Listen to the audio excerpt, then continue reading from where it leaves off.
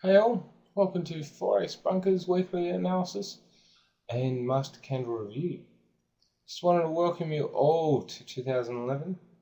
I look forward to talking to you all about trading and all the other random topics we do. Alright, let's get stuck into it for the year. Starters, there was no master candles this week that triggered, so that will keep that short. I'll look into the new year to see how it goes. As I said before, if the master candles method starts to fail, which all methods and systems do eventually, if they're based on, especially if they're based on indicators, but that's another topic altogether, I will review it and either make some changes or share another method with you for free. Well, let's get stuck into the weekly analysis. Start with GJ, and last couple of days we've seen a nice push up, but we're pushing into an area of that could potentially be support, and I'll show you that now. Firstly, as you can see, we have been making a step down. There's been no new swing high for quite a long time, since that peak here is the 30th of the 7th, 2010, and our last peak was in December, so 13th of December. We have made a new low. That was just over Christmas as well, just past Christmas, the 31st. So we could be seeing a pullback to this 130 zone and then a further push down. Under here, if you look on a weekly chart, you'll notice that 118.50 to 119 is the next major support and resistance area. So keep an eye on that if the yen starts to gain a fair bit of strength. We could see the pound drop that low. Yeah, that's really the main, the 129.50 to 130 area is the main area to watch out for this week. Could be a nice trade short. GU, it's the GU daily, just like the GJ daily. Now, we've had much of a sideways movement this week, so I'll just point out some of the key areas to watch out for. This 156.60 zone will be a key resistance area either to break up or to hold. If it does break up, I would anticipate us to retrace to it before we do a further push higher. But only time will tell that, obviously. The next one is this 158.80 zone, which is this last peak, as well as the start of the push down before it broke this bottom zone of the 156.60 area. So that'll keep your eye on that as well. Further down, if we do break this 153.50 area, it'll be a beautiful retrace short, so keep an eye on that. And if we do, we could see a further push down. We probably won't get down to the 142.50 area very quickly, but definitely start stepping past these swing points that the market has made and past.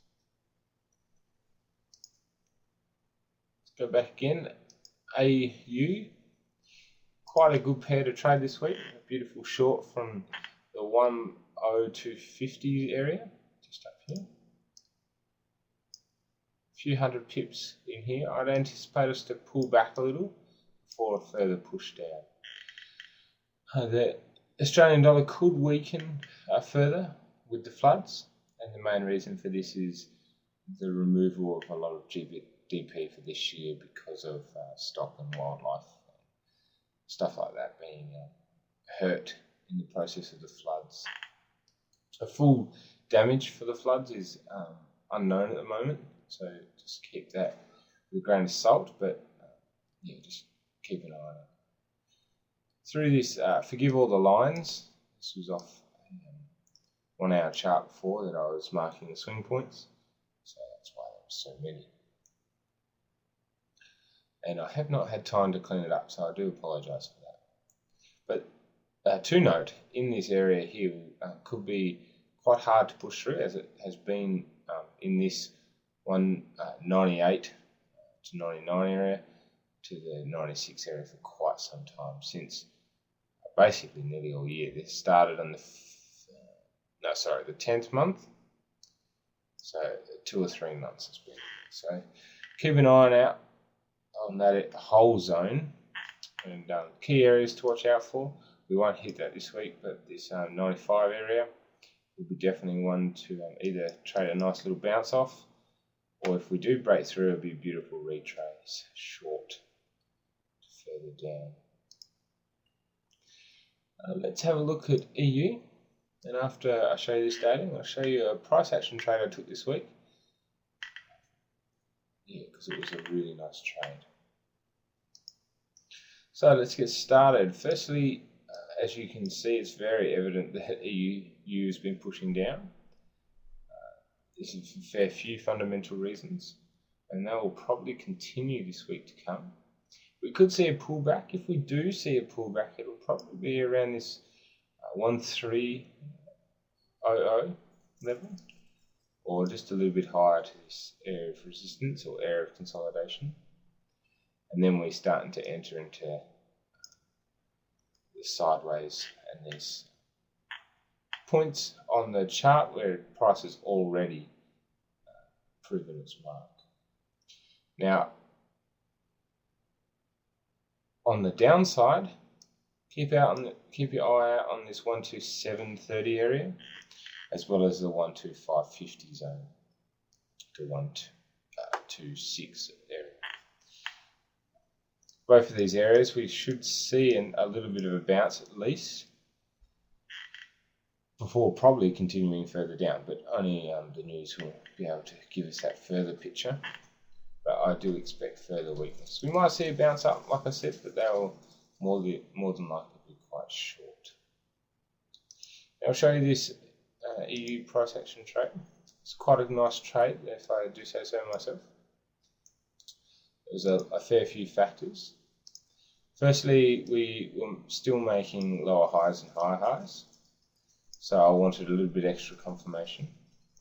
And as price started to push up towards this high again, just across here, I saw a fair bit of rejection on the 1 hour, and I was getting quite excited for an entry. I wasn't going to enter just in case this pushed up and continue, and then use this swing high as a support. I wasn't going to enter straight off the bat, mainly because of these highs and lows here. The odds weren't completely with it. But after this pin bar formed, it added to the rejection I saw before, all based off the price action course on the site. And my entry was just at this green line, just under this low, just the break of the low, standard break entry. Took it for a few hundred pips. It was quite nice. Quite a nice trade indeed. Remember, trading's all about being patient and looking for the right opportunity, doing your analysis, and placing the trade, leaving it at that. Well, it's great to be back.